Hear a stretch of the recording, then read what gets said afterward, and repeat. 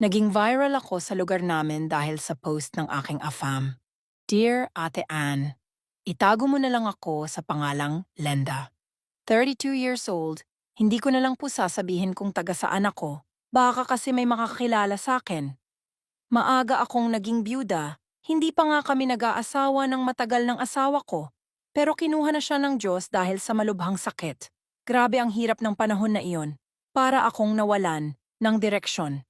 Iniisip ko nga noon, baka hindi na ako makaka-move on. Pero syempre, alam kong hindi naman pwedeng habang buhay akong magmukmok. Kailangan kong bumangon, lalo na't gusto ko pa ring may makasama sa buhay. Dahil sa lungkot at pangungulila, sinubukan kong pumasok sa online dating.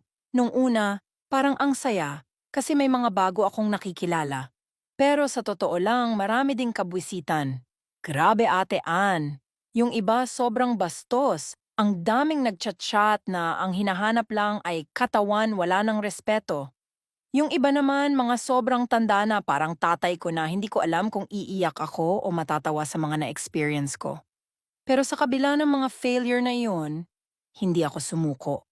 Sabi ko sa sarili ko, baka naman may matinong tao pa rin dito.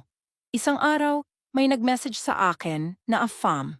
Hindi naman siya masyadong bata, pero mas matanda lang siya ng 4 na taon sa akin. Kaya okay lang. Sa una pa lang ng chat namin, naramdaman ko na agad na iba siya.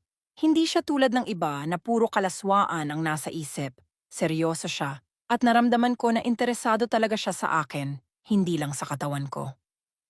Ibang-iba yung pakiramdam, Ate Ann. Para akong nagkakaroon ng bagong pag-asa. Lumipas ang ilang buwan na magka-chat kami hanggang sa naging kami na talaga.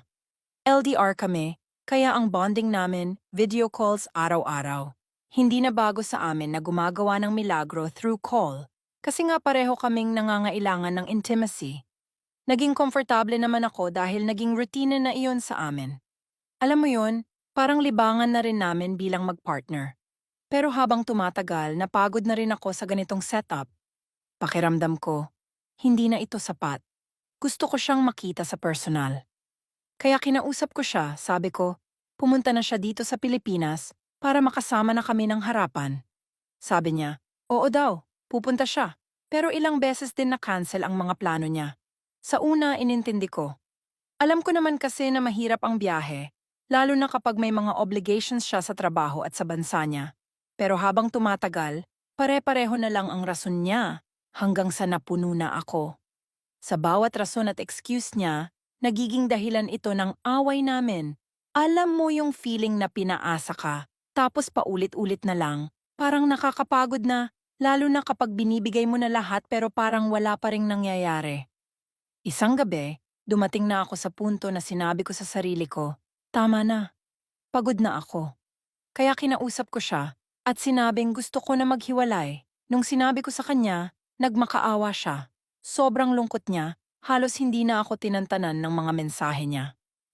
Pero Ate Ann, sa sobrang dami ng beses na nasaktan ako sa mga pangako niya, parang wala na akong pakialam. Naging manhid na ako sa mga sinasabi niya. Hanggang sa dumating sa punto na binantaan niya ako, sabi niya, kung iiwan ko daw siya, may gagawin siya na hindi ko magugustuhan. Pero hindi ko siya pinansin.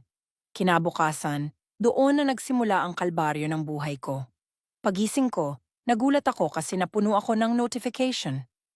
Akala ko nung una, normal lang na update sa social media.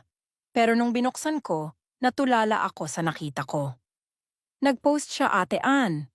Nakapost doon yung mga video namin habang gumagawa ng milagro. Kitang-kita doon ang buong katawan ko, pati ang mga litratong walang lahat nakalantad. Dahil nakatag ako sa post, nakita rin yun ng mga kapitbahay ko, pati na ng mga kamag-anak ko. Parang gusto kong maglaho sa sobrang kahihiyan. Di ko alam kung anong gagawin ko. Sinubukan kong i-chat siya para kausapin at pakiusapan na alisin ang mga post, pero alam mo kung ano ang sabi niya.